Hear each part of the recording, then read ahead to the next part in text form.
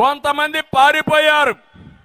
మళ్ళీ మీరు చూస్తే మొదటి లిస్టులో ఇచ్చిన వాళ్ళకి రెండో లిస్టులో మార్చాడు, రెండో లిస్టులో ఇచ్చిన వారికి మూడో లిస్టులో మార్చేశాడు.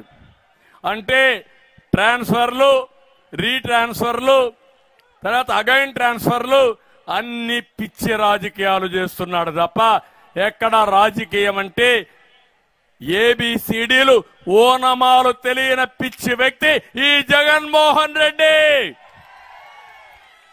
రాజకీయం ఒక పవిత్రం అవునా కాదా? ప్రజలకు సేవ చేసేది రాజకీయం అవునా కాదా?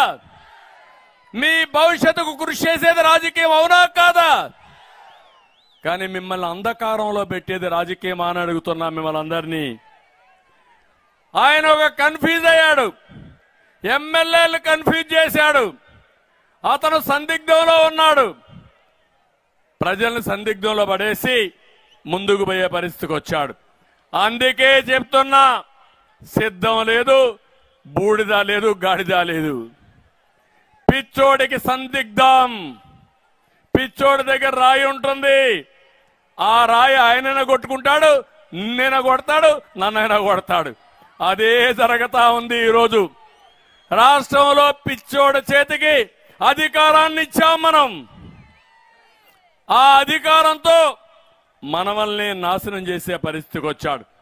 అందుకే మిమ్మల్ని కోరుతున్నా, జీవితాలను నాశనం చేసిన జగన్ని రాజకీయాల్లో నుంచి తరిమేయడానికి సిద్ధమా మీరు అడుగుతున్నా? సిద్ధమైతే గట్టిగా చెప్పండి, చప్పట్లు కొట్టి.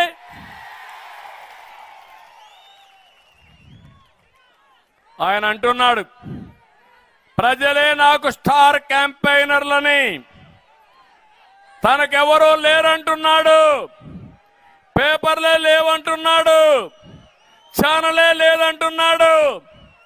నీ అవినీతి పుత్రికే కదా సాక్షి పేపరు, నీ అవినీతి పుత్రికే కదా సాక్షి ఛానల్ అడుగుతున్నా మిమ్మల్ని అందరినీ. ఇంత అబద్ధాలు కోరిన ఎప్పుడైనా చూశారా అని అడుగుతున్నా. అందుకే నేను అడుగుతున్నా ఒకే ఒక మాట, కలియుగ భస్మాసురుడు ఈ జగన్, ఆయన అంతం చేయడం మీ అందరి బాధ్యత. అదే మీకు వజ్రాయుధం, మీకుండే ఓటు అని చెప్పి నేను మీకు తెలియజేస్తున్నా.